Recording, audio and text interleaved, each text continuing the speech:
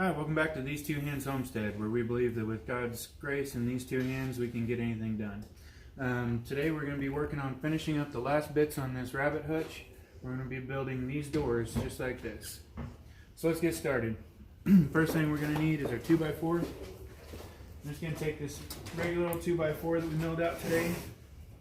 We're going to start out by making sure that the one end down here is nice and good and square. So we're going to start our measurement from this point.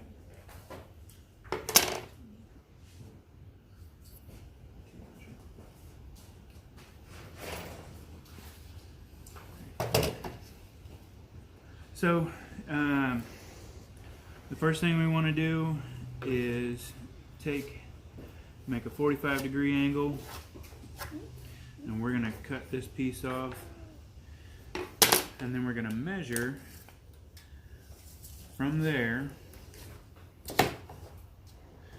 23 5/8 inches. So we're going to hold our tape right on the corner there.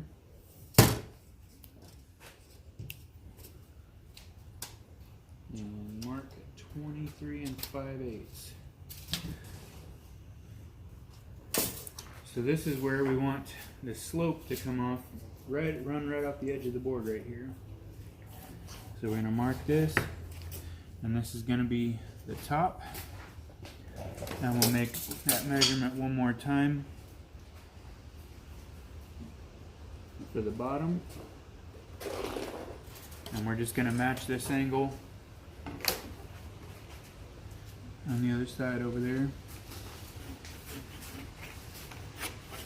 Alright, and that's going to be our bottom. And then we're going to move on down. We're going to make each of our sides. These are going to be 20 inches. Right exactly.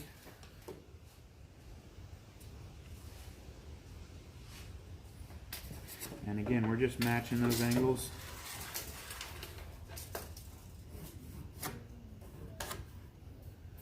This piece here. 20 inches.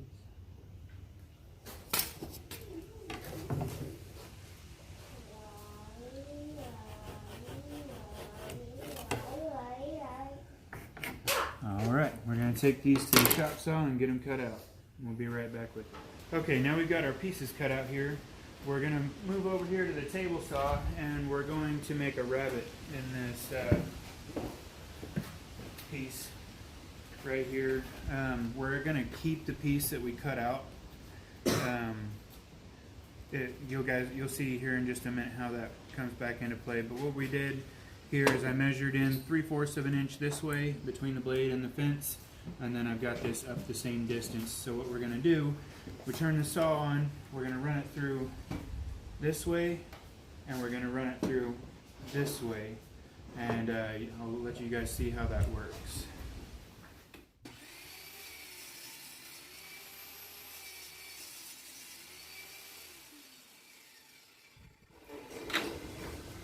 Now there's a reason that I stopped this while I was still putting pressure downward on that, because if I let up on that, the blade can take this little piece here and shoot it back against the wall there, and that's not something we want.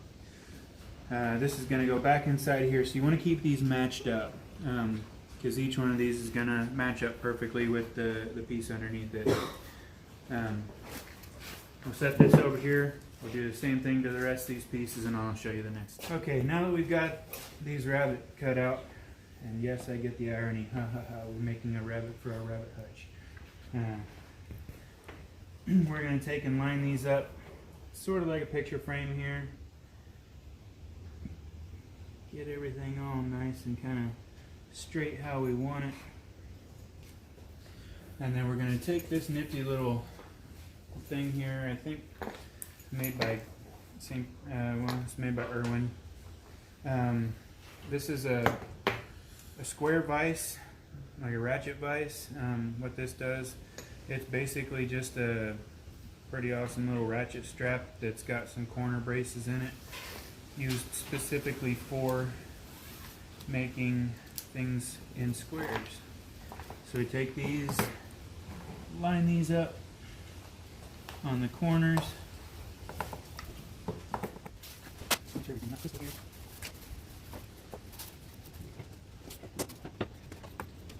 No.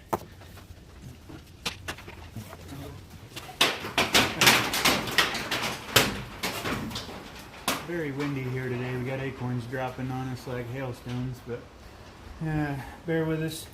So we get this all lined up so this will be nice and flat against the corners and against every piece of this, and then we just ratchet it down until it's super tight. Look at my feet. And this will hold all this together while we do our next step. We're going to use that same cage wire that I used on the front and on the tops in here. And we're going to take this and cut it out so it just fits inside here. Yep. So we'll get that cut out and I'll show you how to pop this in. Okay, so we've got this trimmed down to fit inside here now. We're going to take some 1/2-inch crown staples and just use that to secure this wire to the frame. Again, you don't have to go crazy overboard with this, just put a few in here to tack it in. I like to especially reinforce those corners. Again, it's going to help hold all this together. It's going to add structural support in some sense to this.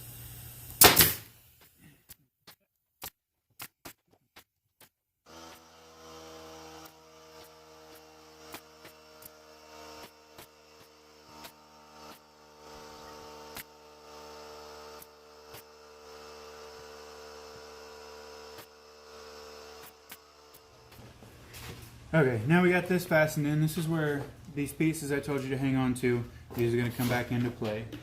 We're going to set these back inside just like you would with a window. And then we're going to use our crown stapler again. Luckily this is a dual purpose crown stapler brad nailer, and we are going to use some of these good brad nails to nail and secure these both in this direction and this direction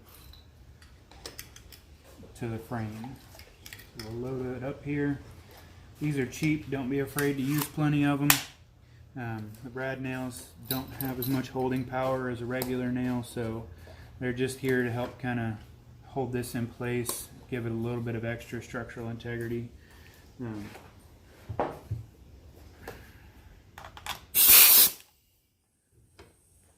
Come along and pop them in here.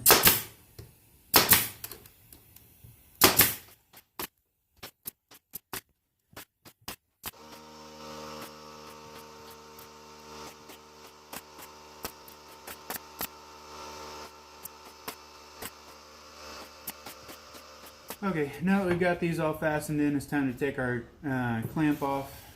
If you're wondering what this is here, this is what happens when beetles bore into a log laying on the ground. They'll lay their eggs in there, and then the larvae, the worms, eat that. So that's wormwood, not the kind that you put in a drink, but wormwood nonetheless. So we'll take this clamp off.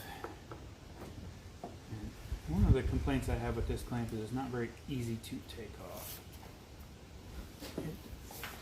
But it does an effective job for what I need. So now that we have it off, we're going to take and we're going to put 2 screws in here. We're going to come here and here, drill these holes in, put 2 screws going here, 2 screws going here, same thing on the other side. We'll get those popped in there, and then we will show you fastening this into the rabbit hutch. Okay, now that we have our door all assembled, we're going to take and mount it to the hutch. Now, before you do, you might want to come and cut some of these shims. I just cut little, these are maybe 1/8 of an inch thick pieces off the end of a scrap 2x4. These will help to level out and help with centering your door once you get it fit up in here. So we set it up in the rough opening, and I specifically made this so that there would be extra room in between the top and bottom, because this is going to be exposed somewhat to the elements and animals So it's going to be drying and getting wet, and so there's going to be swelling and contraction that happens here. So we want to have a good tolerance out here for any of that might happen. So the first thing I want to do is I want to put probably 2 of these right underneath this corner.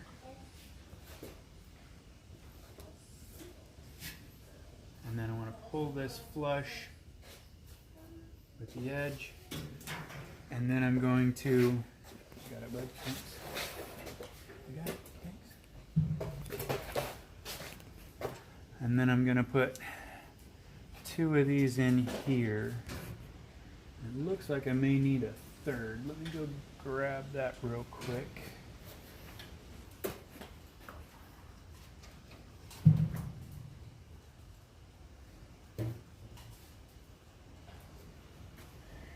There we go. Now then, this is going to give us all of our tolerances for the door here. We're going to come over here, make sure this edge is nice and flush up against this side here. And then we're going to take and measure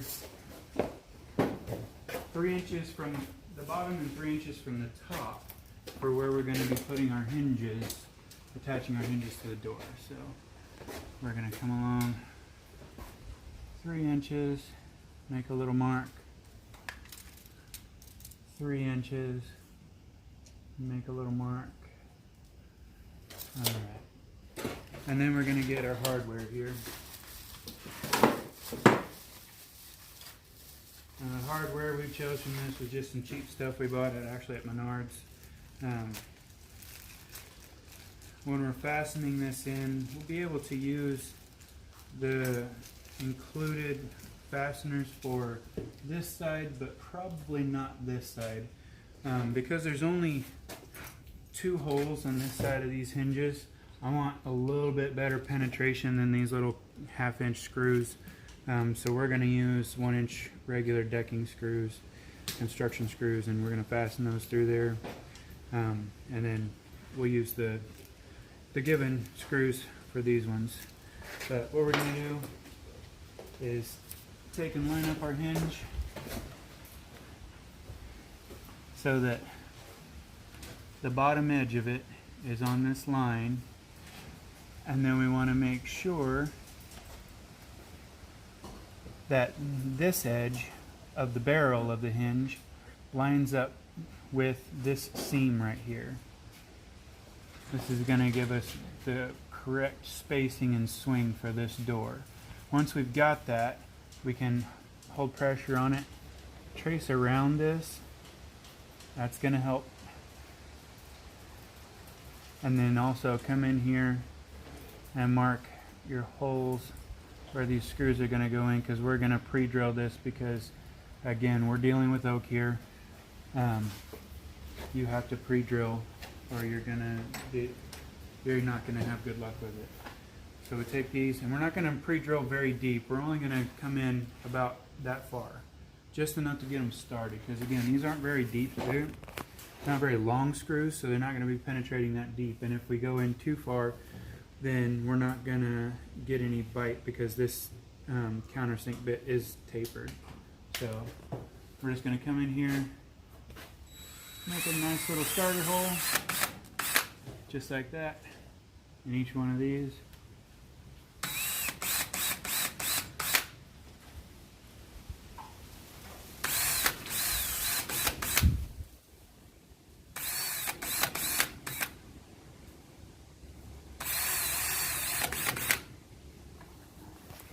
And again, doesn't look like much, but it makes all the difference in the world. Now then, we're going to take our impact driver here and a couple of 1 inch screws. And we always want to do, or at least I like to anyway, do these the frame side here first. And we're not going to put these all the way in just yet. We're just going to get everything started here. This allows us to make any little bits of adjustments that we need to before we really lock this hinge into place. So get it started. Make sure we're lined up. Just got that in there about, a little over halfway. Then we'll take our teeny tiny little screws that came with the hinges, and we're going to need 3 of them for this part. I mean, these things are tiny. Magnetizing your drill bits will help you with this, as then you don't have to use too many hands to hold this on here. Yep. And sometimes you still drop them.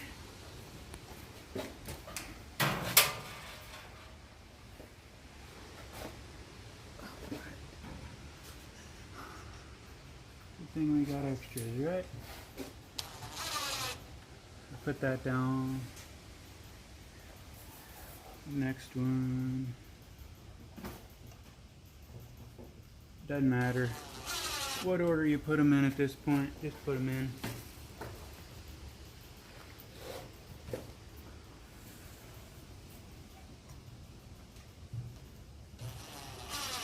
Alright, once you got them all in here and everything looks pretty good and lined up how you want it, just go ahead and lock everything down.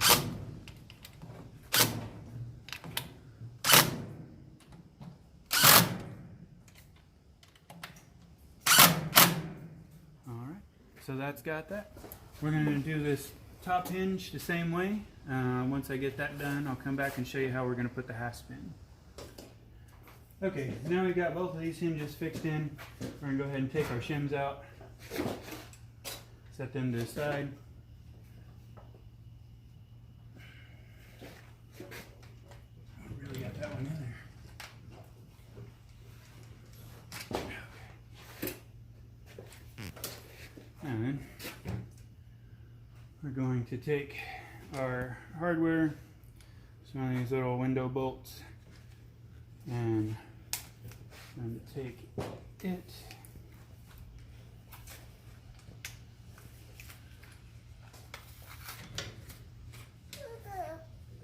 And this is a very similar process to what we did with the hinges. We're going to take and line this up kind of how we want it, where we want it.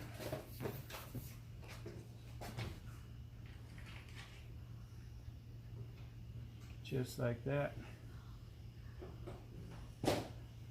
And in retrospect, I might have gotten a little bit longer hasp here, but this will work. Rabbits aren't like crazy escape artists. We don't have to worry too much about them trying to get out. They're happy as long as they got food.